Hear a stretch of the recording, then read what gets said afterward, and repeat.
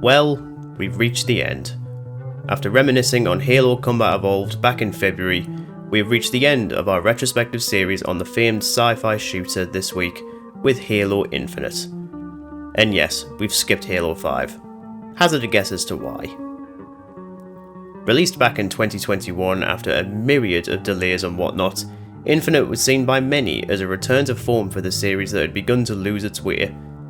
Though given it's over 20 years old now, we should expect nothing more from any franchise, frankly. Oh, okay, I didn't plan for this being a bit of a divide. Okay, excellent. I'm just going to bring out Godzilla from the corner. Hang on. He can be witness. So on this week's episode of The Real Podcasters, we've been playing it. We've been taking a look at what the game presents, what it improves on, and naturally where it stumbles. But is it a return to form? Or is it yet another misfire in an era where every franchise seems to be delivering nothing but mediocrity? I was just like, yeah, the sooner I complete this, the better. And of course, if you're not already, do consider subscribing to the podcast. We really do appreciate it.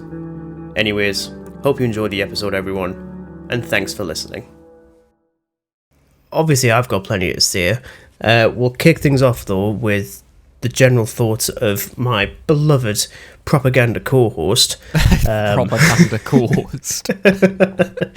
Like, honestly, all of those towers that you've been leaving across the land, just shouting out all of your views and opinions. Like, I know I said I wanted the podcast to get bigger.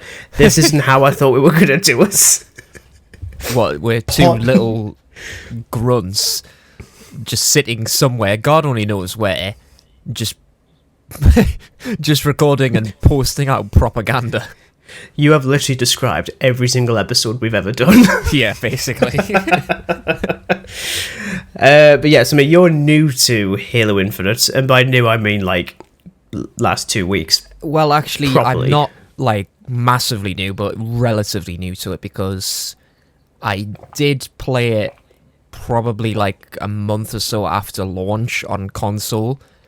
Right. The problem is, with what was my old Xbox console is like a first gen Xbox One console, so you can imagine Awful. the hard drive on it is pretty small. Dead. So I had That to too. uninstall quite a lot, and not just games wise. I mean, like literally anything to free up space, just so I could play Infinite.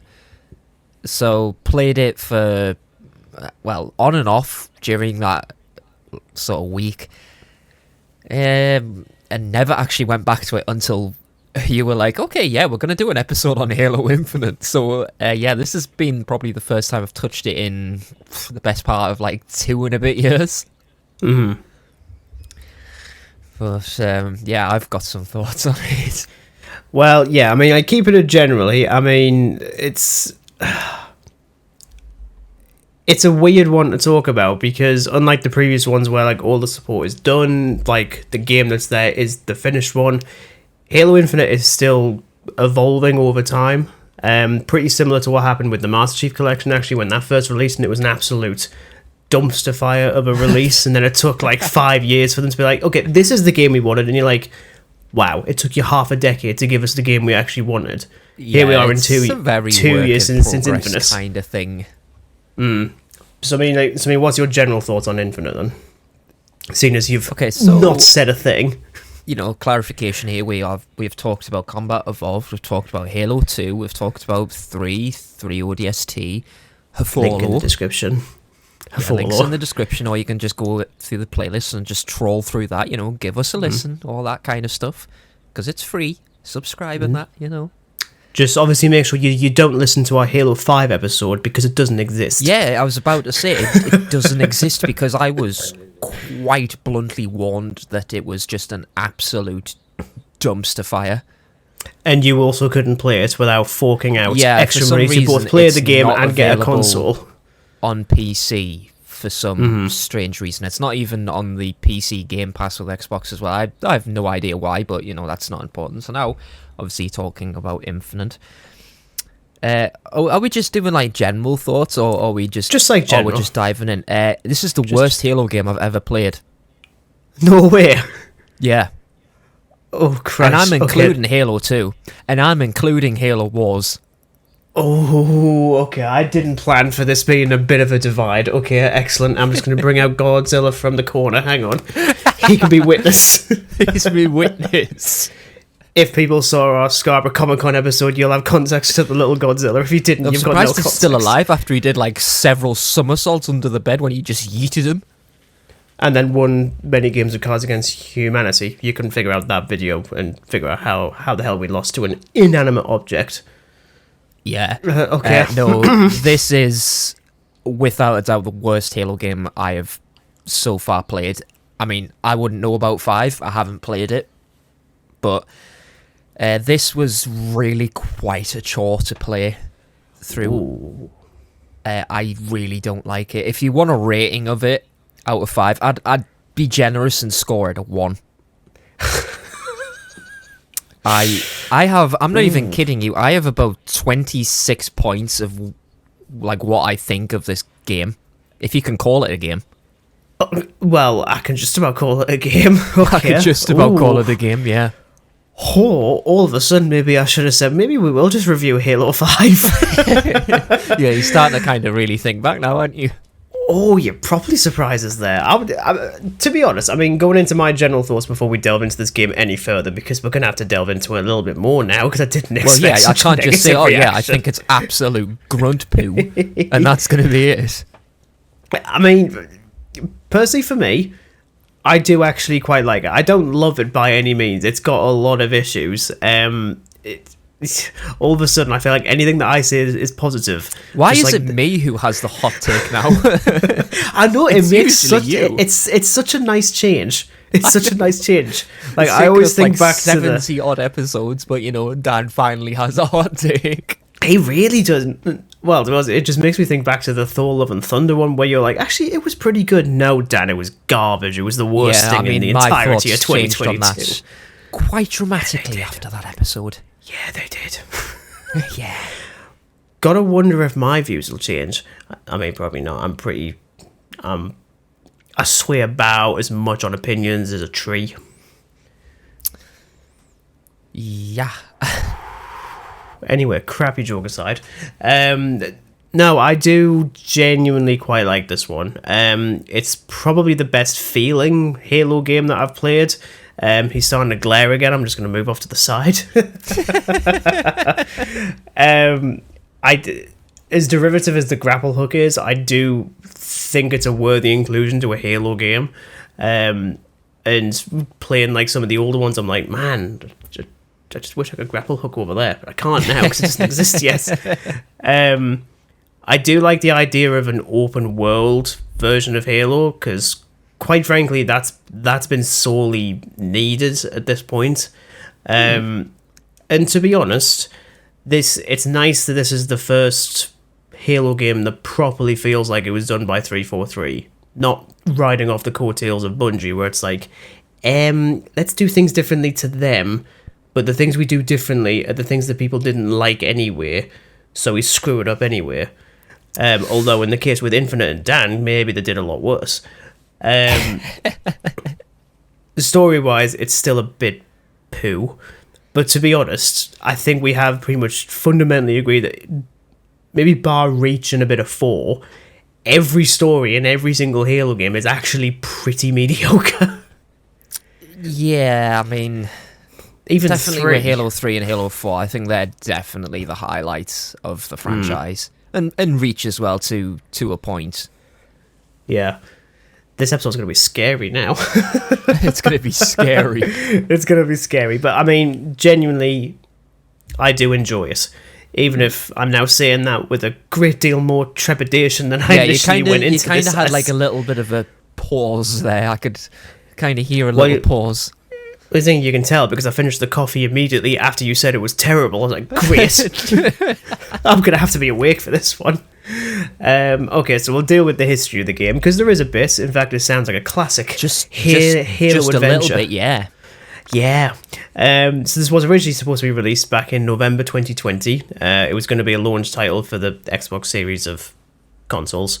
As ever, pushed back for a myriad of reasons, mostly due to bugs and graphical issues. Interestingly enough, 343 Industries actually hired for the majority, outside contractors to work on the game, as opposed to having actual staff in studio. I feel like that's probably more of a COVID reason more than anything else, because this will have been around the time that COVID probably hit the definitely. industry. This would have been, well, whenever it was really made, it was meant to be released in November 2020. I mean, COVID was absolutely problematic in those. Well, I think particularly in the UK, like COVID just shut everything down in March time. Oh yeah, definitely. That was kind of when everything just went absolutely balls up, to put it bluntly. Yeah, it'd be funny if we actually started doing the podcast in March 2020 instead of February 2022.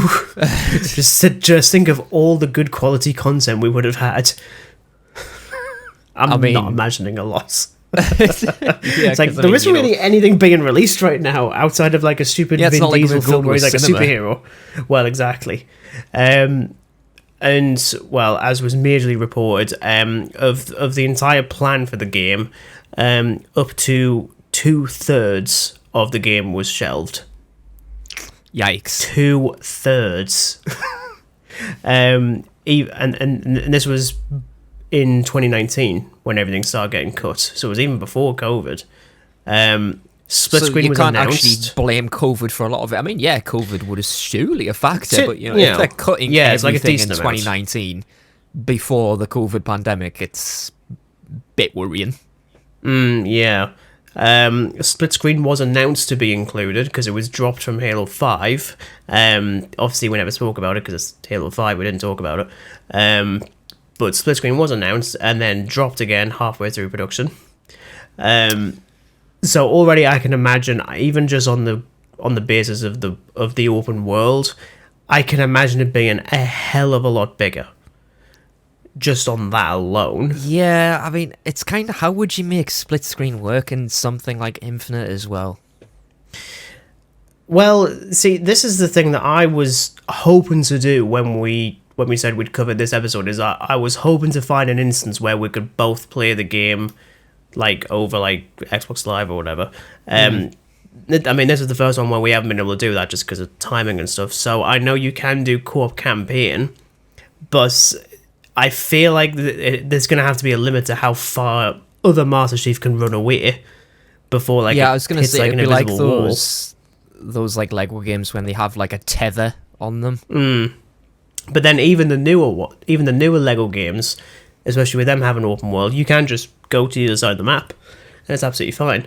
Yeah. Obviously you can't do that with like Lego Star Wars, which we spoke about earlier in the year. But because that also didn't have split screen, there's a fair few recent releases that haven't had split screen on things for some reason, I guess. But it's so weird. But just like while like, I'm maybe game on the split screen just see bit, it as like an outdated thing now. See, I would argue no, only because nowadays modern TVs 40, 50 inches. Like, yeah, exactly. Like, quite frankly, no it's reason perfect why for split screen. It wouldn't work as split screen. And it can't even be strange. like hardware limitations, because like, are you telling me an Xbox 360 can handle that when like Series X and S can't do it? There's no reason why it wouldn't work. Yeah, so it's a bit whatsoever. of a weird one. Yeah. Anyway, staff were dropped, staff were hired, dropped again, blah blah blah. Directors left. Yeah, and essentially what's happened is a staple of the Halo series. It's an absolute production nightmare. Just like one day, I'd like to find one of these games where they production should have is really smooth. named it Halo Infinite and the infinite production problems. Halo Infinite problems. Yeah, just that. Halo Infinite production issues. Yeah. So the game eventually released on the 8th of December 2021. So this is actually going out, I believe, if I've got the date right, 3 days before the anniversary. Reactions-wise, it was actually mostly positive. Like, people praised the story, the game design, the gameplay. It was aspects of the multiplayer which people didn't like, in particular, like a very slow progression of it. I remember. Well, actually, me playing multiplayer. I mean, I'll touch up on it a little later. There's not really a lot in all truthfulness. Like, the maps are very limited and stuff. It's not really. I think multiplayer is going to be the quicker one to discuss, because I think we've both got pretty similar things to say. Quite frankly. if not like Unlike a totally lot of the- identical. Yeah, unlike the rest of this game, which I think is going to be a bit more of a divide, which I'm looking forward to actually Oh discussing. yeah, it's gonna end up being like a castle and a moat kind of situation. So like Monty Python and the Holy Grail, are you going to be the Frenchman that's just like spitting at us? Yeah. Okay, great, excellent. I can be King Arthur. Brilliant. Oh dear.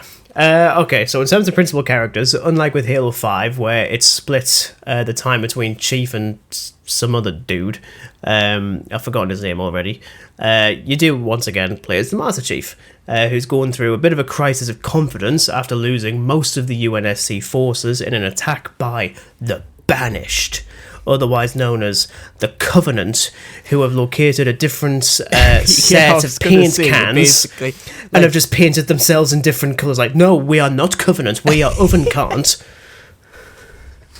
Like, it's just a rebranded Covenant. That's all it is. They haven't even got a logo, Dan. They haven't got a logo. They haven't gotten that It's like, far. oh, we're sick of being purple. Let's paint everything red. Red. Yeah, you know what it is? I didn't realise. I hate the Covenant stuff in red. It's rubbish. Looks cheap. Oh, it's disgusting.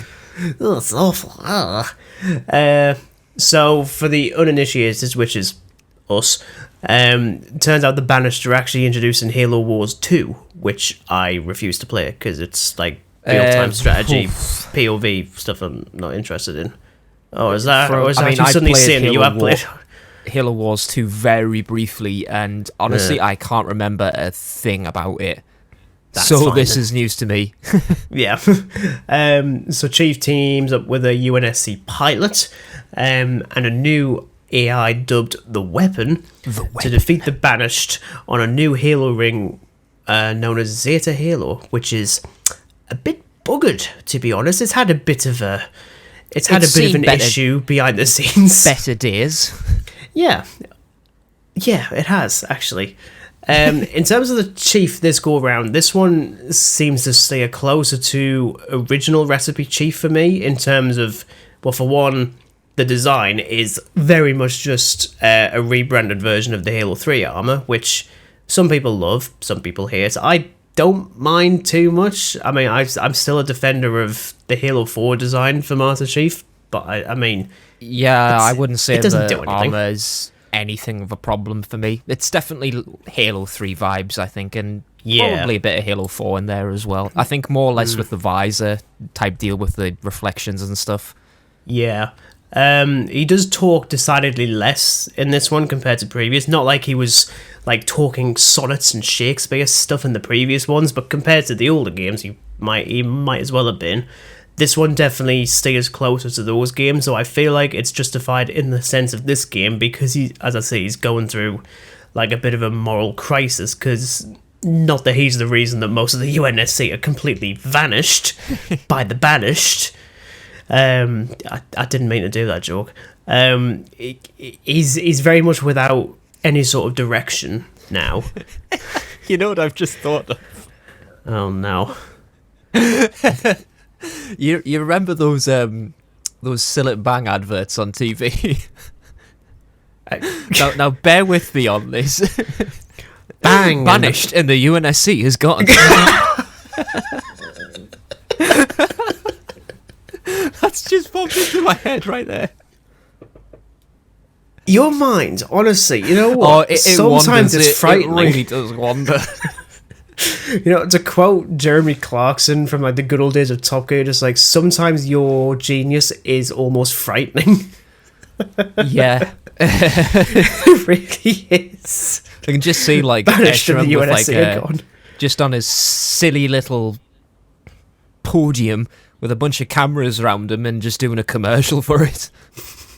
Which, in fairness, is what he was basically doing for most of this game. Well, yeah, basically. Oh, Because he you just think pops you've up every so beaten me? often. Yeah, he kind of does with his stupid buck teeth. Yes, I've now gone to, I don't like him because of his appearance. That's not it. But yeah, as I said, Chief feels, it's a nice balance between what we saw in the previous games and the older ones for me. As I say, I think he stays a little bit too close to a composite character again, where he's just like Yeah, you're just chief. You're just running around with a grapple hook and Yeah, particularly in later game. yeah. Though I do like the inclusion of the pilot, who we know by the end is called Fernando. Not that that really does anything for the game. But I quite like his chemistry with the chief. At first, it's very like comedy relief a little bit, especially at the moments where like he starts getting angry with him and just starts trying to punch him, and he's clearly just like broken his hand. Yeah, you hear like the clank. Yeah, I do quite like that. I'm curious on your thoughts though, seeing as you're 17% more negative than me. 17%. I think you need to swap the numbers around It's a there. bit bloody higher. 71% more negative. Yeah, for the most part, I think it's fine. Definitely some comedic relief, but towards the latter part of the game, he just pretty much becomes a damsel in distress. Yeah, actually, I didn't really think of it like that, but yeah, he kind of does. Yeah, and and the fact that like it takes you right up to the end of the game, and then like, oh yeah, by the way, I'm called Fernando. I'm like, what does that do for your character? You have a name now. Congratulations. I mean, I've heard people say it's a bit unrealistic that he wouldn't have given him his name so late, but I'm thinking he's hiding who he really is because he feels guilty about the fact that he's been lying about like the kind of soldier that he is. But also, you're in the middle of a war zone. You're not just going to suddenly pause and be like, by the way, my name's Nigel. I've got 3 kids back at home, and I've got a cat. Like, what? You're not going to do that. You're just flying away from like several Banished ships that are just shooting the absolute hell out of you. It's like, oh, by the way, my name's Nigel. Pleased to meet you. He does like a Harley Quinn. Nigel, pleased to meet you. It's exactly like that. Is that the stench of death? Oh, God. Not going to start referencing that one. Good God. The other major character we've got is the weapon. Yes. God, the writers had a field day on the names. Like, The weapon. Can we call it Cartooner? Because it's just the second one. Like, no, we can't do that. Cartooner. If we're just going to continue with the naming of numbers and letters and stuff. Bar the name, I actually really like not Cortana, as I'll just call her now, because just calling her the weapon is just I really like not Cortana-ish. Cortana.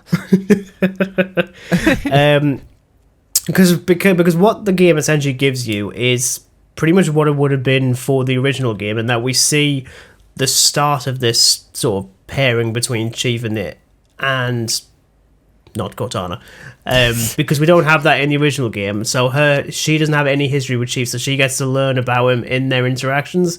And I just like how, much like with real Cortana, she's just really sarcastic and is just enjoying it a little bit too much. Yeah, I think she's a lot more entertaining than Cortana. Because yeah. Cortana's just kind of like, oh no, and she's just like, that's not good, is it? I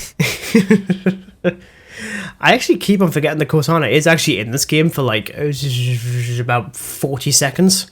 Yeah, something like that. And it's weird because you didn't play Halo 5, so you don't know anything about the story of that. And the game doesn't do a very good... Well, it doesn't do a very good job of catching you up on what the hell happened between 4 and this. I mean, I know because I played the stupid thing. I played the sodding thing. Yeah. So in that one, Cortana essentially goes evil, which we know in this one anyway. But it feels like a really soft reboot in one sense, because it's like, well, we'll take a few bits from 5 in that it happens. We'll not properly address this. We'll just sort of, yeah, it happened. I mean, and maybe look at all these if- characters, they're gone now. Say hypothetically that I could have played Guardians, I probably would have liked the whole evil Cortana thing a little better, because I was just like, what on earth is going on here? Why is Cortana purple and evil now? Yeah, that happens at the very end. She isn't even purple in that one. It's I don't know why she's purple, beyond the fact that that's like the colour that she was in the first game, which, fine, if she wants to be purple, she can be purple. Apparently she can be is green. Cortana the chameleon now. Cortinian. It doesn't work. Much like a lot of this game for Dan, as it turns out.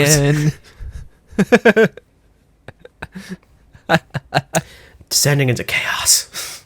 And as as much as I like the characters in this, as ever, the story is absolutely the weak link here. When the game focuses on the connections between these three lead characters, I'm there for that. When it's with the Banished, I care a bit less.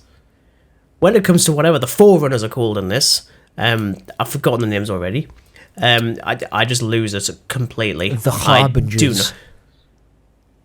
Is that what it's called? Something like that. Harbinger, Harbinger, something ridiculous like that. Oh yeah, and there's like, oh yeah, we're trying to raise the Endless. I'm like, you could just say the Flood. Yeah, because I feel like it's just the Flood again, which is sorely missed at this point. I wouldn't mind a bit of Flood. Oh, I love a bit of Flood. Love a bit of Flood. Yeah, because I mean, I feel like a lot of the issues with the story come from the fact that 2/3 of this was cut, but at the same time, all of a sudden, I think there should have been more cuts made so that it doesn't feel as haphazard, because I just don't care at all. I really don't. Yeah, pretty much the same with me. I think this is the absolute worst of the campaigns. And Even I'm Halo including 2. Halo 2 Legendary. I'm including that. It's so infuriating to me because, as we mentioned with our discussion on Combat Evolved, you have missions like the library where it's just literally made up of corridors, and there is one mission within Infinite that is just literally a Forerunner structure that consists of like 37 million corridors. And it's just like, wow, this is not worth the 20 quid I paid for this on sale. 20 quid. Yeah, it's usually 49.99, and how you can justify 50 quid for that absolute mess is beyond me. Yeah, I do think they should have charged a lot less for the fact that I wouldn't even pay a tenner for that. There is less in it. Well, considering how negative you are, I'm surprised you paid anything, frankly. Yeah, me too, actually. The things I do for this podcast. Well, I was going to say, like, is there any particular moments in the story that you like? But I'm imagining not particularly anything memorable. No, but I will absolutely elaborate on that. Okay. I'll say my stuff first because I've got 2. Oh yeah, you Google right ahead. I've got like 20 odd things. Okay, the edit of this is going to be fun. I really like the duel with, as much as we've already joked on behind the scenes of this, I really like the duel with Scouser. Chacklock. I mean, hold on in a minute, general, Chief, I forgot to chack me lock. I mean, generally I do actually really like the boss fights in this, but we'll get back to that when it comes to gameplay and stuff. And particularly with Chacklock, I like that one a lot. And there's the scene between Chief and Fernando about, I think it's just after halfway, and they're just sort of like sitting outside the Pelican, just admitting like just like the level of guilt that they're all they feeling. have like a very deep conversation. In that it's about a minute long. Chief looks in one direction, Fernando looks in the other. It looks like a terrible album cover. Looks like a really broken relationship. You just need to put like a noir filter on it and then it's perfect. I'm picturing that right now and it sounds better. It's like some like little like post-punk duo, like Chief and Fernando. Chief and Fernando. Fernand Chief. Songs of the Ring. God damn it. Yeah, that's mine. Okay, elaborate on your problems. Okay, well, this now sounds more like a therapy session. I mean, I know we've talked a lot about the campaign, but I've still got a few things to say about campaign, but I'll just go down the list. Now, you talked about the open world aspect of it. I mean, yeah, it is ingenuitive for something like Halo, because every Halo game is the way I see the Halo games is you've got two sides to it. You've got the campaign side and you've got multiplayer. There's no open worldness in campaign, which a lot of people, including myself, have always wanted. Open world Halo game. So when Infinite comes along and boasts, yeah, it is open world. I've never played an open world game that has felt so empty. Yeah. With the map size and stuff like that, you'd think there'd be an awful lot to do, and there really isn't. I mean, to top that on, the navigation is absolutely piss poor. Oh, definitely. Yeah, I really don't like it. It is absolutely atrocious. The fact that you have like very conveniently placed warthogs and stuff like that, but you have to like go to an FOB to basically get one, which could be like 1,000 miles away, to then drive to somewhere and then find out that there's no bridge because you have to progress further.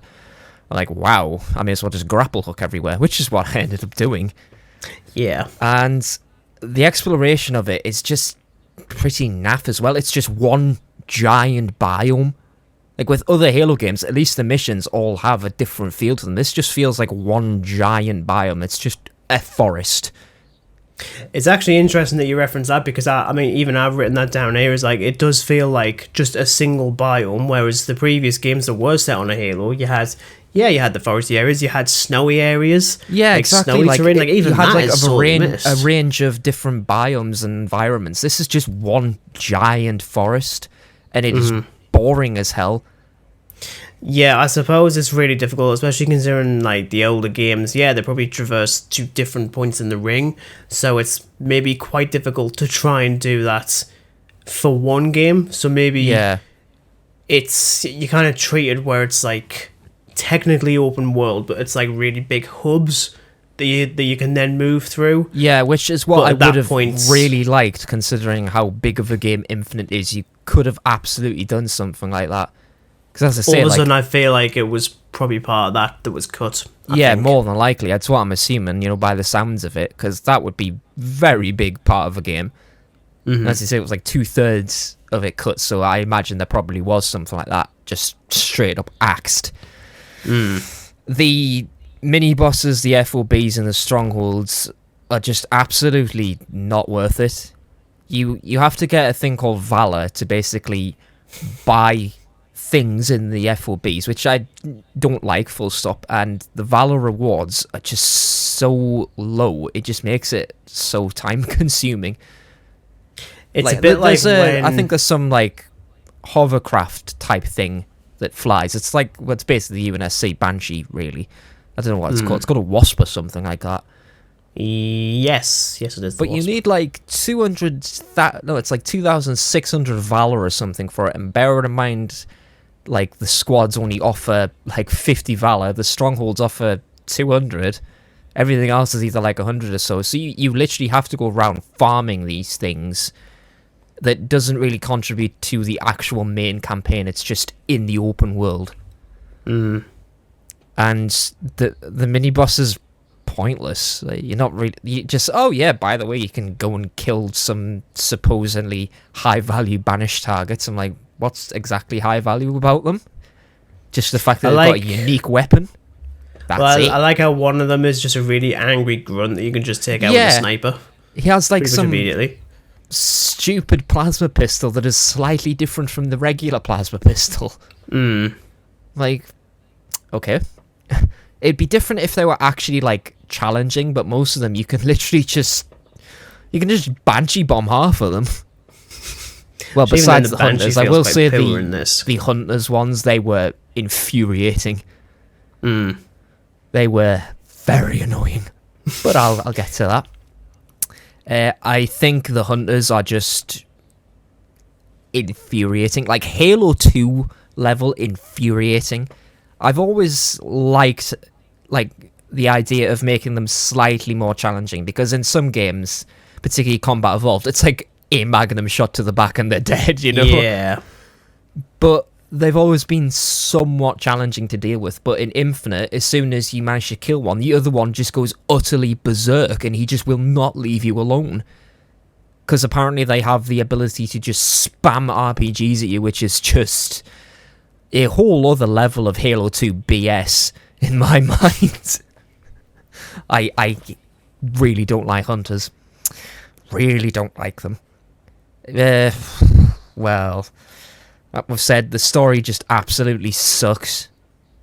It's just a rebrand Covenant and the same story, different game. It's, oh no, we've got a ring. We're going to use it for something. Again. But this time we're called the Banished, not the Covenant. So we're slightly different. And we're led by a war chief who, for some graphical reason, looks absolutely brilliant in cutscenes, and then when you get to in-game, he looks as if he's made out of plastic. Along with many other textures in the game.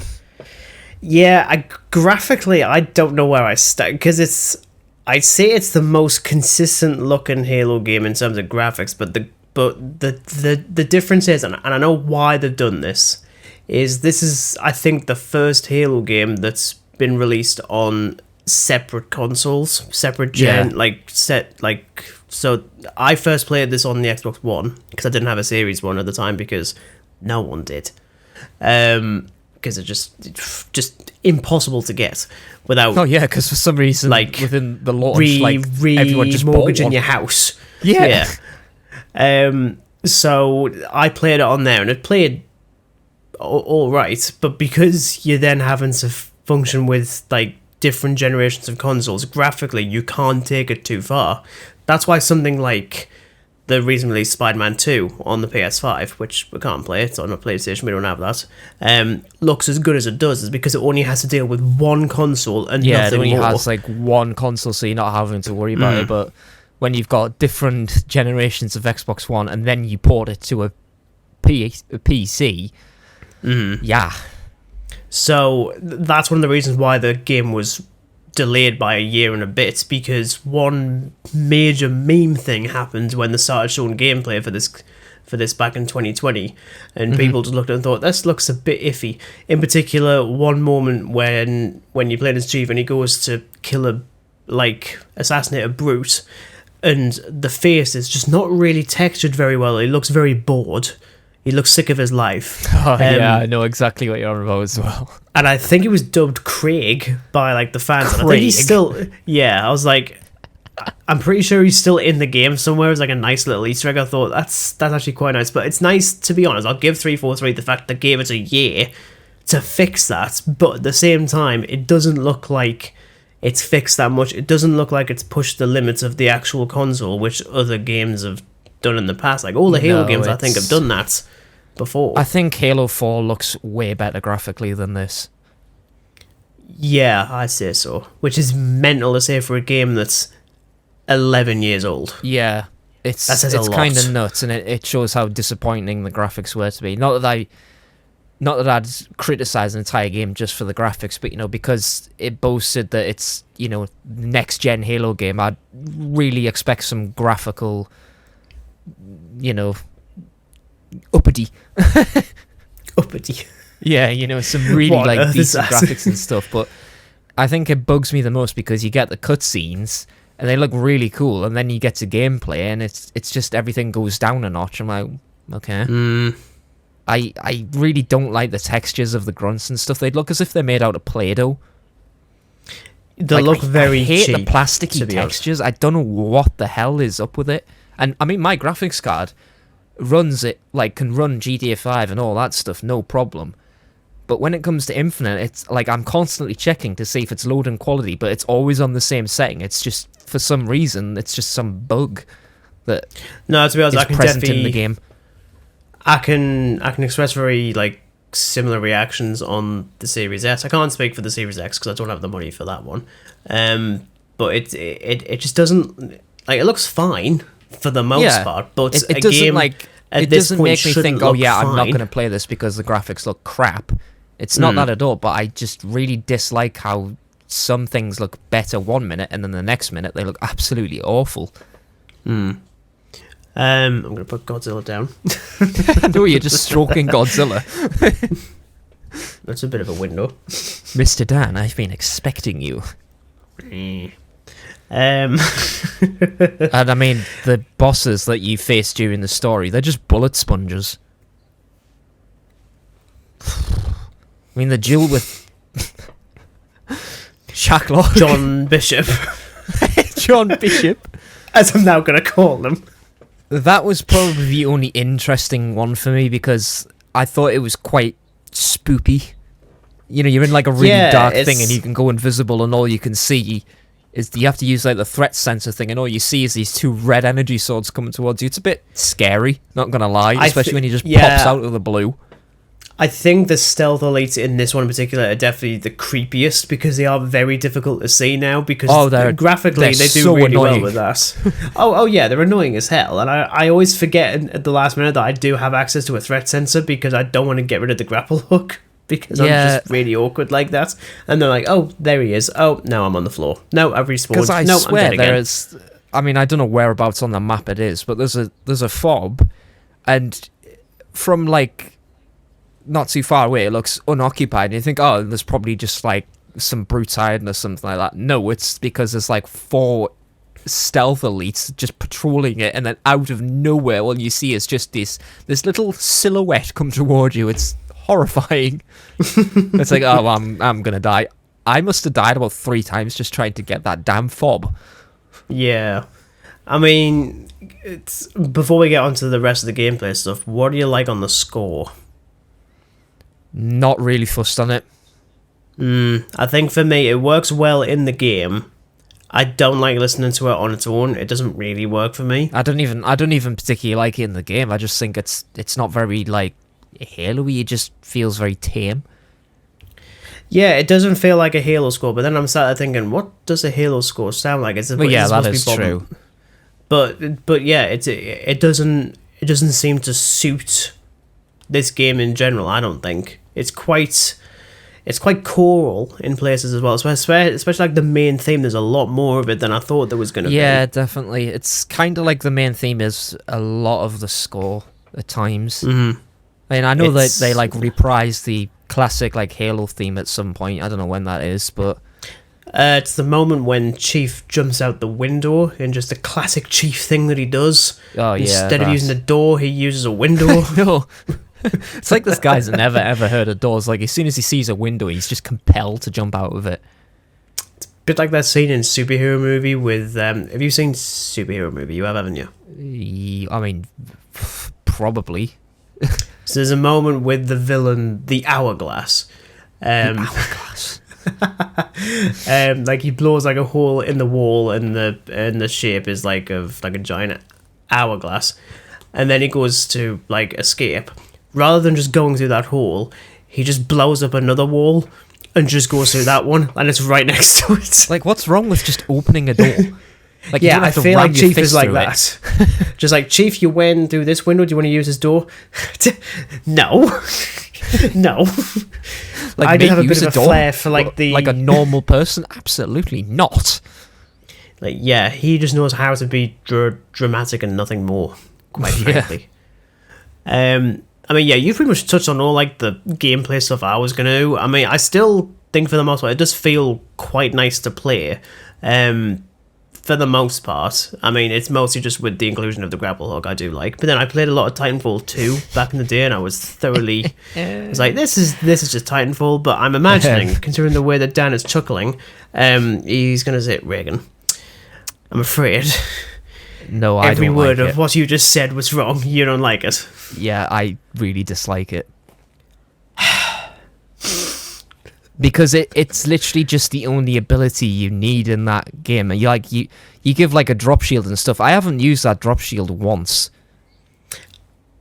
Fun fact, I only did purely to get the achievement of dropping it either 50 or 100 times. So you just sat and spammed it. It's exactly the same as the threat sensor. Just bloop, bloop, like, bloop, bloop. Right, I've used it. Even the threat sensor I haven't used enough because the grappling hook is just always there. Mm-hmm. And it's just like they ported it from Titanfall. Not that I played Titanfall, but I was just like, yeah, this is just directly from Titanfall. Yeah, I really don't like it. No.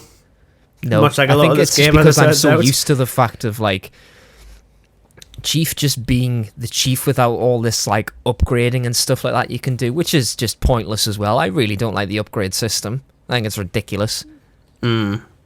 I don't like the fact that you just got to run around a map collecting cores to just upgrade your shield or whatever. I'm like, I really don't need my shield upgrading. I've played every Halo game up to this point. I really don't need an increased shield. So did you play this on Legendary or Heroic? Just normal. I just wanted to play through the campaign as quickly as possible because it was just an absolute chore. I'm not going to subject my precious time to playing Infinite on Legendary. Why should I? Well, yeah, okay, fair enough. The bit that I wasn't sure on how much we were actually going to discuss, and it seems like there might be a little bit more, and that is on multiplayer. So this one's quite interesting. So the multiplayer was actually released before the main story was, because for the first time ever... for some reason it's a separate game on Steam. It's free to play. Yeah. I mean, I'm not knocking that it's free to play, but, you know... Yeah, it's an interesting direction to go, but then this is the first Halo game to also be dropped straight to Game Pass as well, if you've got that, which I do, so I don't have to pay anything extra. Subscription thing is that it's like you get like day one release and stuff.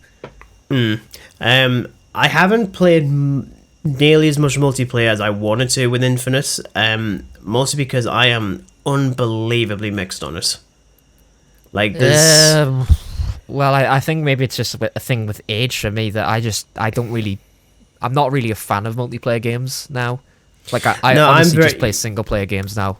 Like, even when it gets to multiplayer games, I just play through the single-player. I've never, ever been bothered about multiplayer for quite a while. I'm very much a noob when it comes to, like, first-person shooter multiplayer, especially in Halo, so that's why I do stick... I mean, if I'm playing multiplayer, I'll stick to the easy ones. Easy ones. Namely, SWAT and Infection, because generally I'm useless. Like, I really am. Interface for multiplayer is really cluttered. It kind of does that thing that Halo 4 does, where it tries to... I don't want to say canonize multiplayer, but it tries to connect it up to the campaign a bit too much for my liking. The unlock system is atrocious. I really hate Battle Pass stuff, especially even the Master Chief Collection has got it now, and it's really ruined it for me.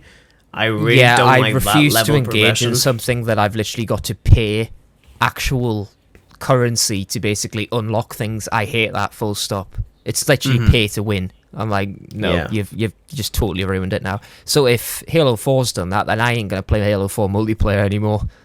No, well, to be honest, they've kind of all... I think that they've done it all for the Master Chief Collection, where it's different seasons are based on, like, different games and stuff.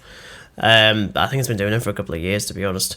But in general, this is the first time where I've felt not too compelled to upgrade at all in multiplayer. It's the most casual multiplayer I've done for Halo, where I'll just pick it up, I'll play it for a bit, and then just put it down and just forget it in T-1 day. I mean, I played SWAT, like a game of SWAT, and I just thought this is like the most basic of multiplayer ever, even for a Halo game.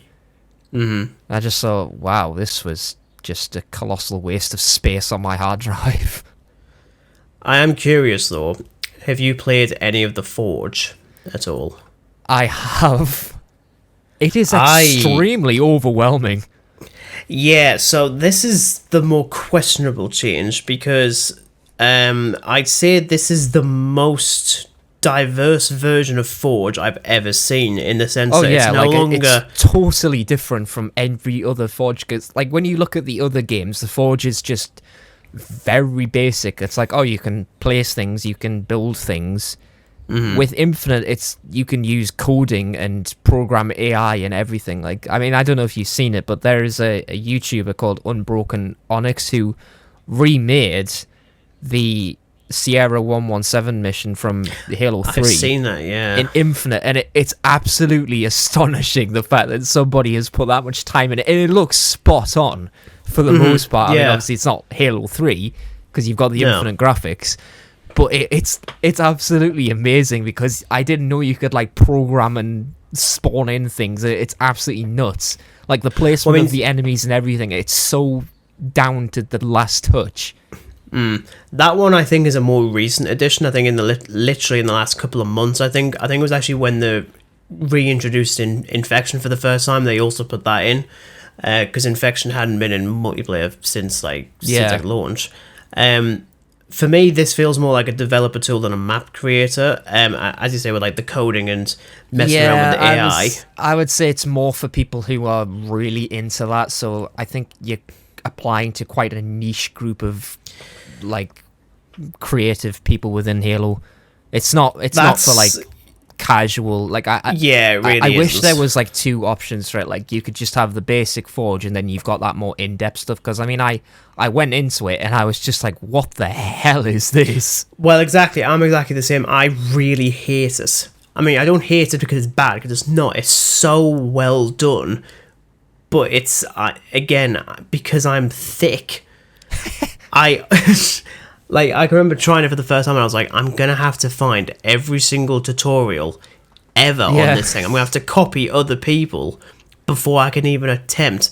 Like, I actually found someone had actually found a way to create the TARDIS in Forge on like this. The stuff people and I'm get like, up oh to is my God. Absolutely mind-blowing. Like, as I say, like, this YouTuber just sat and made Halo 3 map. He even did the Warthog chase at the end of Halo 3, you know, when you go over those platforms and stuff like that. He recreated that and everything. It's absolutely nuts. No, it's brilliant. It really is. And it's, you know, I've got to commend 343 because it's essentially like the modern equivalent of what happened with Star Wars Battlefront 2 back in the early 2000s. Not too long after the game released and it went onto PC, the developers put out the mod tools to the public, and it was like, yeah, just do whatever you want. Just go wild. Make it how you do. Yeah, and people still do. Like, people were starting to do maps based on the sequel trilogy for a game from 2005, which was mental. This feels like a modern take on now, where it's like, we'll give you the tools, off you go. And people have made some incredible things that I just will never, ever, ever do. Like, I felt proud on Reach after building a street with buildings and stuff, and that took months. If I try and do that in this, it's gonna take I'll be dead before literal years. Suddenly I thought, am I being a bit too nitpicky with this? I don't think I'm being nitpicky at all. I think it's the least accessible version ever. Yeah, like, I think if you go into Forge, like, somebody's first time in Forge and they go to Halo Infinite, they're going to be just really like, what? Because it is, I think it just applies to quite a niche audience. That's why I say, like, it'd be better if you just had both versions of it, just for casual players like myself. Because I'm not going to go into it and do all this coding and stuff like that. I don't have the skill or technical knowledge for that kind of thing. No, I really don't. At all, actually. So I think that kind of hits all the major points of Halo Infinite. I was going to mention the ending. I can't actually remember the ending. I think well, I can tell you because I've got it written down. Okay, you can. Okay, we can do that. We can end with the ending. End with the ending. Okay, so basically it's Halo 2. Except that the brute boss isn't actually the last boss. It's some stupid Forerunner boss again. And you're in a room again, like just a spherical room dealing with Sentinels and Banished, and then when eventually you kill it, it just does a Halo 2 and just ends. Ta-da! Here's the thing, I'm on my second playthrough right now. I mean, not right now. Obviously, we're doing this for research purposes. Obviously, I finished the ending, I think, over a year ago. I can't remember what happened beyond. I think it sort of ends on a stupid tease of like, okay, the weapon's going to choose a name. Right, this is my name. What do you think it is? And it just ends like Transformers 2007. It just ends with end with a pop song. It's like, my name is, and then it's just credits. Like, wow, this is possibly the most wasted 20 quid I've ever spent. Like, not even joking, like, it's really no wonder, like, a lot of the reception on Steam for this game is mixed. Yeah, I haven't, I think I don't use Steam, so I've got no idea on that. I don't have the capabilities to use Steam. Yeah, I think that very much covers our thoughts on Halo Infinite. I don't even need to do final thoughts because Dan has been saying his final thoughts for about 50 minutes. It's absolutely garbage. Oh, here's some extra reasons why. It's absolutely garbage, Regan. I hate it. Here's 25 other reasons why it's absolute crap. Yeah, so I don't mind the game. I've now suddenly gone slightly less in terms of my thoughts after talking to you about it. I mean, if you want a final thought from me, I hope I never ever play this game again. I'm not even kidding you. When you said this, I thought, okay, it's not going to be that bad. And I didn't think you think it was that bad. Like, few hours of playing it, I did like a few missions, and then I was just like, yeah, the sooner I complete this, the better. Yeah. Well, it happens rarely, but and I haven't said this since we wrapped up our thoughts on the Chibnall era. Dan, I am very sorry for subjecting you to Halo Infinite. I know some people don't like it. I didn't think that some people would be you as well. I thought there's no way we can find one that's worse than Halo 2 because we're avoiding the one that is worse than Halo 2. You see, no, we're not, as it turns out. Halo Infinite makes Halo 2 look like a masterpiece.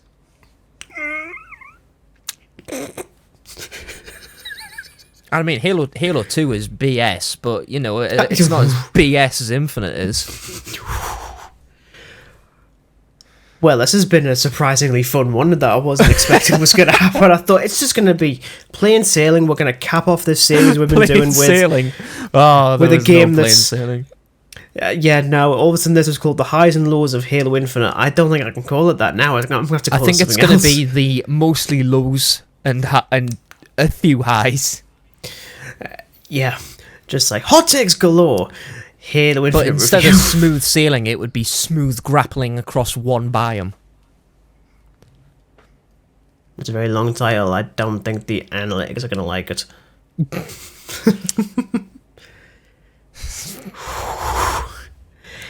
Anyway, you're just quite stunned, aren't you?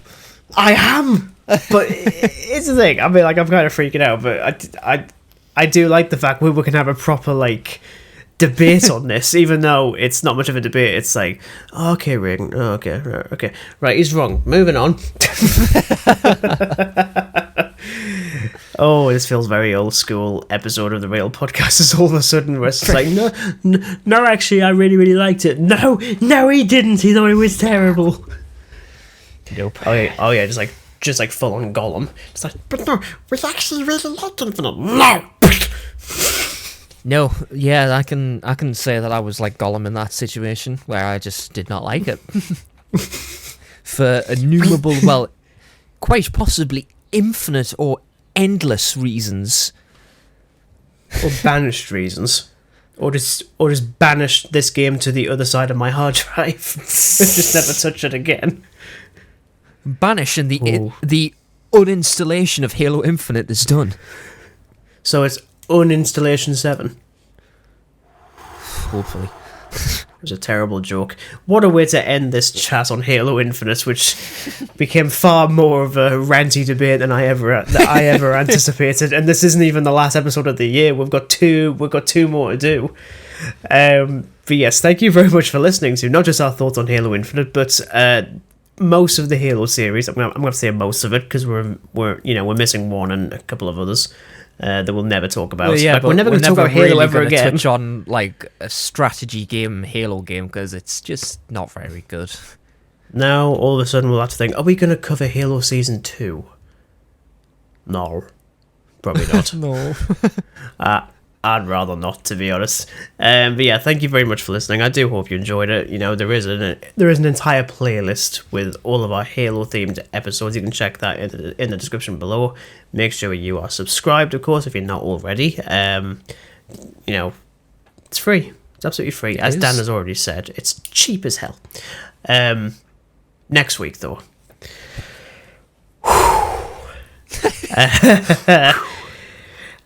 I've heard of emotional roller coasters. this one's going to be more like the roller coaster in Final Destination 3, I feel like. It's just going to go off the rails because we are returning to the Whoniverse, as it's now officially called, when we discuss the 60th anniversary specials of Doctor Who. But yeah, we'll be back next week with Doctor Who, the 60th anniversary special, so look forward to that. Thank you very much for listening as ever. I really do appreciate it. And until then, it's goodbye from Dan. Goodbye. And it's goodbye from me. Goodbye.